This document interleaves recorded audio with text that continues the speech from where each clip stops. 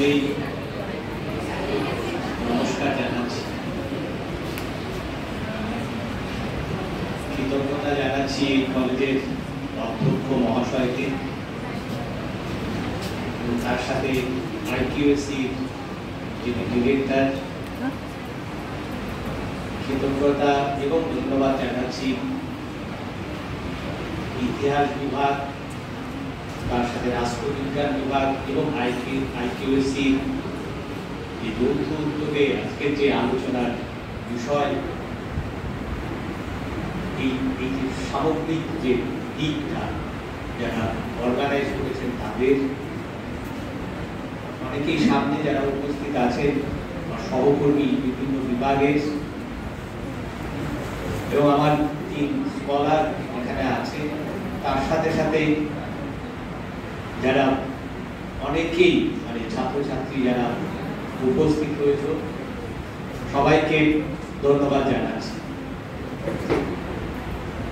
মূল বিষয়ে যাওয়ার আগে যে ছাত্রছাত্রীদের উদ্দেশ্যে একটা বলার যে তোমরা সৌভাগ্যবান, বিশেষ করে নদিয়ার মতো একটা জেলা, যে জেলা পশ্চিমবঙ্গ তথা বাংলার মধ্যে এক অন্যতম জেলা, যেখানে চৈতন্যদেব জন্মগ্রহণ করেছেন, অর্থাৎ চৈতন্যদেবের জন্মস্থান হচ্ছে নদিয়া।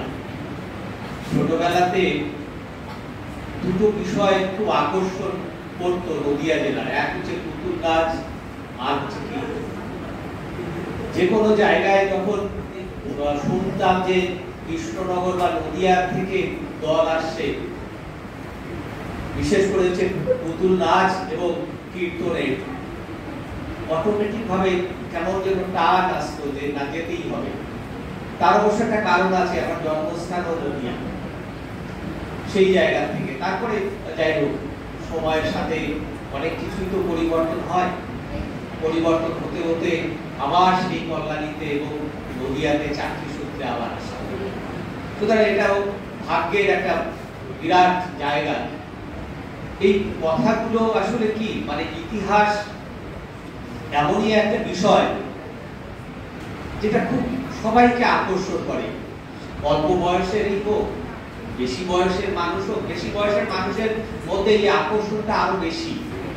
এবং দুঃখজনক ভাবে 1909 সালে তার বিখ্যাত যে বই, যেটাকে নিয়ে আমরা অনেক আলোচনা করি, হিন্দ স্বরাজ, তিনি গুজরাটি ভাষায় লিখেছিলেন, পরবর্তীকালে 1910 সালে যেটা ইংরেজিতে অনুবাদ। তো এই যে বই, এই বই সম্পর্কে নেহেরু বলছে একটা অবাস্তব ভাবনা। তাহলে গান্ধী কি অবাস্তব? গান্ধীর মধ্যে কি বাস্তবতা নেই? এই জায়গাটা কেমন যেন ঘুরে ঘুরে খায়, কেমন যেন মনে হয় যে গান্ধী জয়ন্তী পালন করছি আমরা, গান্ধীর তো কোনো কিছুতেই আমরা মানি। তাহলে গান্ধী কি মহাত্মা? তো আবার যে কথাটা দিয়ে শুরু করেছিলাম যে আমরা তো সত্যি অহিংসা নীতিতে তো চলি, এখনো পর্যন্ত চলছি না। যার জন্য হচ্ছে অরুন্ধতী রায়, আপনারা সবাই জানেন, বিখ্যাত নোবেলিস্ট, তিনি একটা দারুণ উক্তি গান্ধী সম্পর্কে বলছেন যে গান্ধী ভারতবর্ষকে একটা নতুন রাস্তা দেখান, সেই রাস্তা হচ্ছে অহিংস নীতি। তাহলে এই অহিংস নীতির কথা যে দেশ বলছে, তাহলে সেই দেশ পারমাণবিক বোমার বিস্ফোরণ ঘটাচ্ছে। তাহলে ভারতবর্ষ হিংসার পথে কেন যাচ্ছে? ভারতবর্ষ তো একটা সময় গুরুর দেশ ছিল, অন্য দেশকে শেখাতো। তাহলে সেই জায়গা থেকে কি আমরা সরে যাচ্ছি? অর্থাৎ গান্ধীর যে বার্তা, সেটা তো বুদ্ধেরই বার্তা। অর্থাৎ যেখানে বলা হচ্ছে বহুজন হিতায়ে বহুজন সুখায়ে, আমরা তো ইন্ডিভিজুয়াল বাঁচতে পারি না, আমরা তো সামাজিক জীব, আমরা সবাই সবার জন্য। তাহলে সবাই সবার জন্য যদি হই, তাহলে আমাদের মধ্যে হিংসা কেন আসবে? এই যে জায়গাটায়, এই জায়গা থেকে আমরা যদি দেখি যে গান্ধী যে অহিংস নীতি, তার দুটো দিক ছিল, এবং দুটো দিকের মধ্যে হচ্ছে একটা হচ্ছে ইন্ডিভিজুয়াল জায়গা থেকে তিনি দেখছেন, আর হচ্ছে কালেকটিভ দিক থেকে।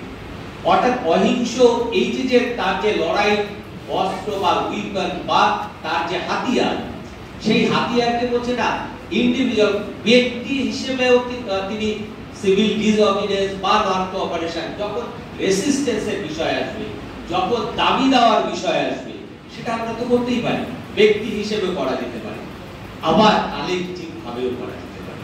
যেখানে তিনি করলেন যে মানে বিষয়টা সেটা সিভিল ডিসঅবিডিয়েন্স, যেখানে অসহযোগ আন্দোলনের ক্ষেত্রে আমরা দেখছি, নন কোঅপারেশন মুভমেন্টের ক্ষেত্রে দেখছি, আর যে নেতৃত্ব দেওয়ার যে জায়গা, যে সম্পর্কে জুডিথ ব্রাউনের একটা বিখ্যাত বই আছে গান্ধী রাইজ টু পাওয়ার, অর্থাৎ সেই জায়গায় বলছে গান্ধী ইচ্ছে করলে তো তার যে অবস্থা ছিল সে স্যুট এবং প্যান্ট পরতে হতো, পরবর্তীকালে তার মনে হয়েছে যে ভারতবর্ষটাকে ভারতবর্ষ স্যুট বুটের না, ভারতবর্ষের মানুষের সাথে যদি মিশতে হয় একেবারে ভারতীয় হতে হবে, ভারতীয় পোশাক, ভারতীয় কালচার, ভারতের ভাষা, এর উপরে আধিপত্য থাকতে হবে। এবং আরেকটা বিষয় অনেক সময় জুডিথ ব্রাউন বলেছেন যে সাবকন্ট্রাক্টর থিওরি, যারা একটু পড়াশোনা করেছে তারা জানবে, কিন্তু ছাত্রছাত্রীদের জন্য আমি একটু সহজ করে দিচ্ছি যে তাবেদার, কিন্তু তাবেদারের থেকেও বড় ব্যাপার হচ্ছে যে গান্ধীর ডাকে এই মানুষগুলো তো ছুটে আসছে, সরোজিনী নাইডু, তারপরে যে রাজেন্দ্র প্রসাদ, সর্দার বল্লভভাই প্যাটেল, নেহেরু, কে আসেনি, চক্রবর্তী, রাজা গোপালাচারিয়া, বিখ্যাত মানুষ, বিখ্যাত ফিল্ডের মানুষ ওই রকম। কারণ হচ্ছে গান্ধী সম্পর্কে আমারও ধারণা একটা সময় ছিল যে তিনি তো থার্ড ডিভিশন পাওয়া একজন মানুষ, সারাটা জীবনে প্রায় ব্যর্থতার একটা মানুষ, ব্যর্থ মানুষ বলা যায়, কিন্তু তার এই টানে এই বিখ্যাত মানুষরা কেন আসছে? যেখানে সিআর দাস এবং সুভাষচন্দ্র বসু যেখানে বাংলা কংগ্রেসকে ধরছে, রাজেন্দ্র প্রসাদ বিহার কংগ্রেসকে ধরছে, অর্থাৎ কংগ্রেসের পরিধিটা বিরাট একটা জায়গায় পৌঁছে দিলে যে ওই শীর্ণকায় মানুষটি যখন হাঁটে তখন লক্ষ লক্ষ হাজার হাজার মানুষ তার পিছনে ছুটছে। তো এই এখান থেকে মনে হয় না যে এই হচ্ছে সত্যিকারের লিডারশিপ দেওয়ার মানুষ, অর্থাৎ এইরকম মানুষই তো ভারতবর্ষ চায়। ভারতবর্ষ কিন্তু ওই রকম মানুষ চায় না যে হচ্ছে মানে সিকিউরিটির বেড়াজালের মধ্যে বসে থাকে, সাধারণ মানুষের কথা তার কাছে পৌঁছায় না, সাধারণ মানুষের কথা তার কাছে কোনো দাম নেই। যারা পার্লামেন্ট বা যারা বিধানসভা যায় তারা সাধারণ মানুষের কথা নিজের স্বার্থে বলে, তখন মনে হয় এই গান্ধী, এই জন্যই গান্ধী মানুষের মনের মধ্যে রয়ে গেছে। আমরা প্রতি মুহূর্তে গান্ধী মানে একটা চশমা আঁকলেই মনে হবে যে ওই গান্ধী, গান্ধী আমাদের মনের মধ্যে এতটাই জুড়ে আছে। এত বছর পরে স্টিভ জবসের কথাটা যেটা বলেছিলাম, এত বছর পরেও একজন ব্যর্থ মানুষ, ব্যর্থ গান্ধী, সেই গান্ধী আমাদের মনের মণিকোঠাতে বসে আছে। তার অহিংস নীতি যেটা সারা পৃথিবীতে পথ দেখাতে পারে এবং আগামী দিনেও দেখাবে। কারণ হচ্ছে অহিংস নীতি ছাড়া এই পৃথিবী মানে হিংসার দ্বারা কিন্তু কিছু সম্ভব না। এবং আসলে এই যুদ্ধ, হানাহানি, মানুষের খুনোখুনি, খুন দিয়ে আরেকটা খুন, এটা কিন্তু সমস্যার সমাধানের জায়গা না। সমস্যার সমাধানের জায়গা অহিংস এবং ডায়লগ, যেটা হচ্ছে গান্ধী বিশ্বাস করতেন, যার জন্য গান্ধীর আশ্রম সবার জন্য খোলা, সে দরিদ্র হোক, সে শিক্ষিত হোক, মানে সে মহিলা হোক। তো মহিলা সম্পর্কে একটা লাইন বলবো যে সরোজিনী নাইডুকে ইন্ডিয়ান ন্যাশনাল কংগ্রেস 1925-এ প্রেসিডেন্ট বানানো হয়েছে, পিতৃতান্ত্রিক সমাজ, সেই সমাজে গান্ধী ওই বলিষ্ঠ পদক্ষেপ মহিলাদের জন্য, যে মহিলারা পৃথিবীর অর্ধেক মানুষ, ভারতবর্ষের অর্ধেক মানুষ, তাদের কথা কেন ভাবা হবে না? তো এই মানুষটাকে নিয়ে সেই জন্য হচ্ছে ভাবা দরকার, আরো বেশি গবেষণা করা দরকার। যদিও ইদানিং কালে দেখবে যে স্বচ্ছ ভারত, সে গান্ধীর ভাবনা, অর্থাৎ তার যে এনভায়রনমেন্ট নিয়ে সময় যেহেতু এই জায়গাটা রাখতে পারিনি, তার যে ক্ষেত্রে বলি যে এই যে কংক্রিটের যে জঙ্গল, কংক্রিট দেওয়া মানে হচ্ছে তার বাস্তুতন্ত্র শেষ। আমরা কিন্তু সবাইকে শেষ করে যাচ্ছি, অর্থাৎ এই যে শেষ করা, এই জায়গা থেকে গান্ধী কিন্তু প্রাসঙ্গিক।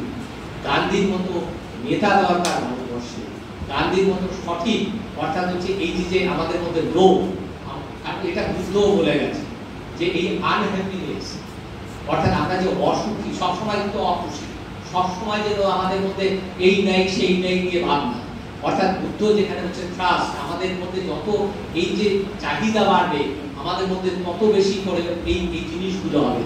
টেনশন, এখন বলুন তো সবার মনে হচ্ছে হাই প্রেশার আর সুগার, টেনশনে শুরু হয়ে গেছে।